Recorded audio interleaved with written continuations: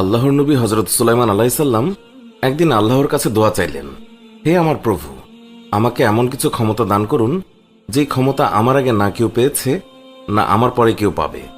তখন আল্লাহ তাআলা তার প্রিয় নবী সুলাইমানের জন্য এমন এক অলৌকিক ক্ষমতা প্রদান করেছিলেন যে সকল জিন, পরি, পোকামাকড়, পশু পাখি সকলেই তার কথা মানত। তার সিংহাসন তাকে হাওয়াতে ভাসমান অবস্থায় নিয়ে বেড়াত। যেখানে খুশি তিনি মুহূর্তের মধ্যে চলে যেতে পারতেন।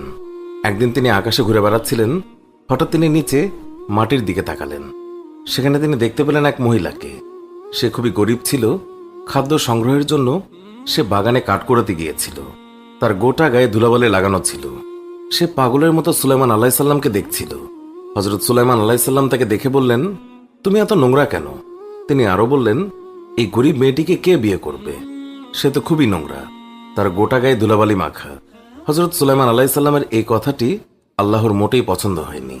আল্লাহ তাআলা তার উপরে খুবই রেগে গিয়েছিলেন। সুলাইমান আলাইসাল্লাম যখন আকাশের উপরে উঠতে উঠতে সমুদ্রের উপর দিয়ে যাচ্ছিলেন, ঠিক এমন সময় তার আংটিটি তার হাতের আঙ্গুল থেকে খুলে সমুদ্রে পড়ে গিয়েছিল। আর যখনই তার আংটি হাত থেকে পড়ে যায়, তখন সকল পশু পাখি, জীবজন্তু, গাছপালা, জিনপরি সকলেই তার আদেশ অমান্য করা শুরু করেছিল। ক্ষমতাহীন হয়ে তিনি ধীরে ধীরে আকাশ থেকে মাটিতে নেমে এসেছিলেন। যখন তিনি মাটিতে নেমে এলেন, তখন আল্লাহর নবী সুলাইমান আলাইসাল্লাম এটা ভেবে হয়রান হয়ে গেলেন যে এটা আমার সাথে কি হচ্ছে।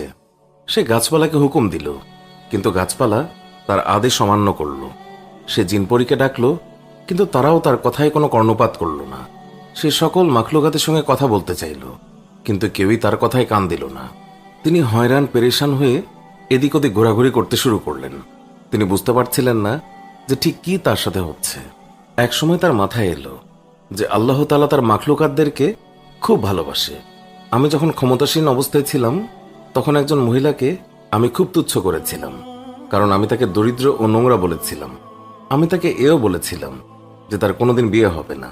হয়তো এই কথাটি আল্লাহর পছন্দ হয়নি, তাই তিনি আমাকে সকল ক্ষমতা থেকে বঞ্চিত করেছেন। তাই তিনি তাকে পাগলের মতো খুঁজতে লাগলেন এবং মনে মনে বলতে লাগলেন যে যদি আমি তাকে পেয়ে যাই, তাহলে আমি তার কাছে ক্ষমা চাইব এবং তাকে বিয়ে করব। তাহলে হয়তো আল্লাহ তাআলা আমাকে ক্ষমা করে দেবেন। তাই তিনি সারাদিন ধরে তাকে খুঁজতে লাগলেন, কিন্তু তিনি তাকে খুঁজে পেলেন না। বরং সারাদিন খোঁজার ফলে তিনি ক্ষুধায় ক্লান্ত হয়ে পড়লেন। কিছু খাবারের আশায় তিনি সমুদ্রের ধারে জেলেদের সাথে কাজ করতে লাগলেন। এইভাবে তিনি অনেক দিন কাটিয়ে দিলেন। একদিন তিনি সেই মহিলাটিকে দেখতে পেলেন। মহিলাটিকে দেখা মাত্রই সুলাইমান আলাইসাল্লাম তার কাছে গেলেন এবং ক্ষমা চেয়ে বললেন, আমি তোমাকে খুব তুচ্ছ করেছিলাম, তোমাকে দরিদ্র, নোংরা বলেছিলাম। আমি এটা ভুলে গিয়েছিলাম